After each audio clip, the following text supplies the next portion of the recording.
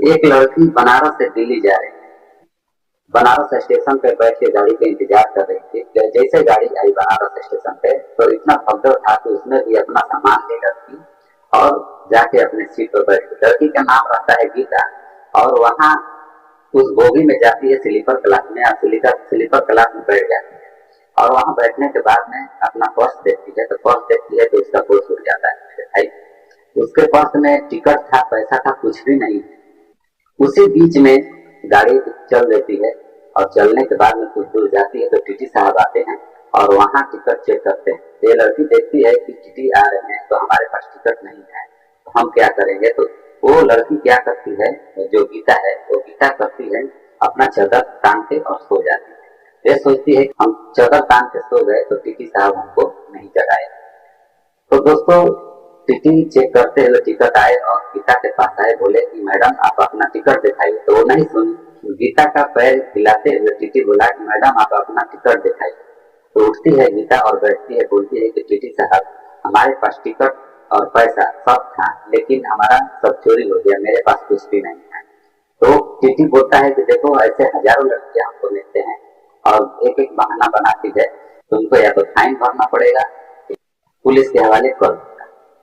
तो जैसे गीता सुनती है पुलिस के नाम तो डर जाती है, बोलती है कि सर देखिए ऐसा मत कीजिए, मैं सच में बोल रही हूँ, मेरा ऐसा ऐसा हुआ है। लेकिन टीटी फिर भी नहीं मान, बोले कि देखो अगर तुम नहीं फाइन भरोगे तो मैं पुलिस के हवाले कर दूंगा। तो गीता बोली कि नहीं सर नहीं, बहुत हाथ जोड़ी पैर पड़ी, फिर भी वो टीटी नहीं माने। और उस बोगी में सिर्फ 10-15 ही लोग रहे होंगे और बाकी खाली था और रात के समय भी हो गया था। तो टीटी साहब बोले कि देखो अगर तुम इस सब से बचना चाहती हो तो तुम हमारे साथ कंप्रोमाइज करना पड़ेगा। तो बोली गीता की सर क्या कंप्रोमाइज करना पड़ेगा। वो टीटी बोला कि देखो हमारे साथ कुछ समय बिताना पड़ेगा। तो ये सुन के और गीता बोलती है कि देखिए सर आप जो सोच रहे हैं मैं वैसा कुछ भी नहीं करने वाली हूँ, आप तो जो भी करना है कीजिए, हम ये नहीं करने वाले। तो टीटी बोलता है ठीक है, अगर तुम नहीं ऐसा करोगी तो मैं तुमको पुलिस अगला स्टेशन पुलिस के हवाले, अगला स्टेशन पर मैं तुमको पुलिस के हवाले कर दूंगा। वो बहुत डर जाती है, घबरा जाती है, सोचने लगती है, बाद में बोलती है गीता ठीक है साहब मैं आपके साथ में तैयार हूँ। तो जैसे गीता ये बोलती है तो लड़की को हाथ पकड़ता है टीटी और ले जाके बाथरूम में चला जाता है। और वहां जाने के बाद अगल बगल का जितना लाइट रहता है वो बंद कर देता है। बंद करने के बाद बाथरूम में जाता है और उसके साथ जो नहीं करना चाहिए वो भी उसके साथ में करता है। और लड़की का मजबूरी था, यानी गीता का मजबूरी था कि वो कर रही थी लेकिन ये शौक से कर रहे थे। जैसे आधे घंटे के बाद रोमांस किए और आप सोच सकते हैं कि जब वहां ले गया तो क्या क्या किया होगा, आपको भी बता रहे। तो दोस्तों, आधे घंटे के बाद जब निकल के आते हैं तो दोनों एक ही सीट पर बैठते हैं। बैठने के बाद में लड़की अपने शर्मिंदगी पर रो रही महसूस कर रही थी और ये बहुत खुश था। और खुश होने के बाद जब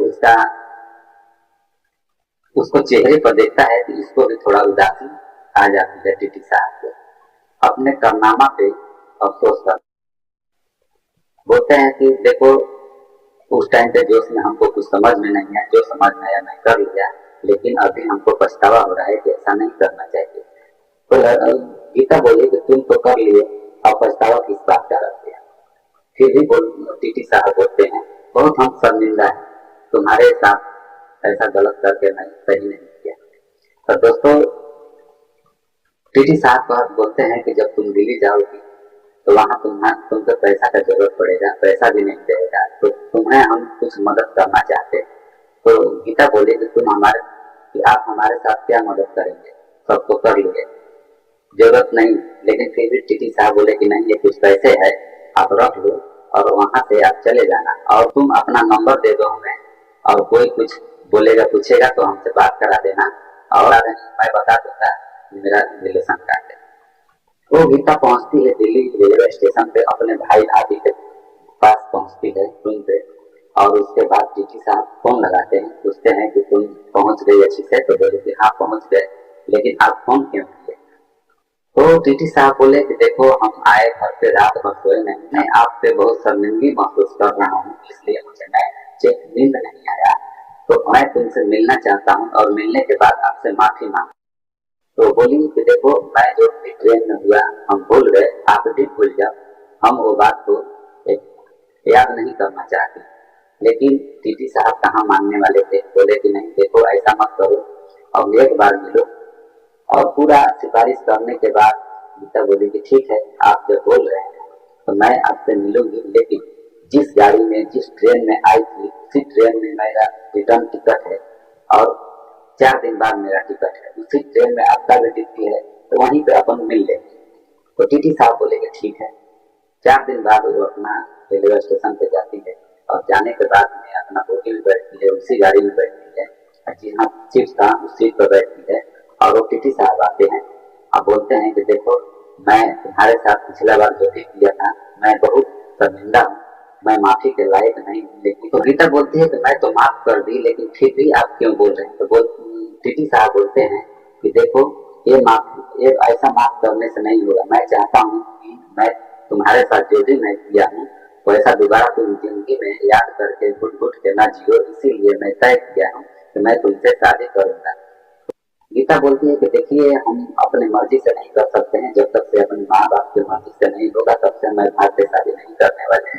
तो टीटी साहब बोलते हैं कि देखो मैं ऐसा कुछ नहीं कर लूंगा, तुम हमारे साथ भाग के शादी करो, अपने घर वाले से बताओ, हम भी अपने घर वाले से बताएंगे, मैं अच्छा खासा काम जो भी है कमाता भी प्रॉपर्टी सब चीज है, आप घर पे बताओ हम भी बताएंगे और आप अपनी शादी करेंगे। टीटी साहब भी जाते हैं गीता के घर पे और वहाँ माँ बाप से मिलते हैं और गीता के माँ बाप लड़के का बैकग्राउंड पूछते हैं, क्या करते हैं, क्या कमाते हैं, कहाँ जॉब करता है, सब चीज इन्फॉर्मेशन लेते हैं और दोनों जन तैयार राजी हो जाते हैं।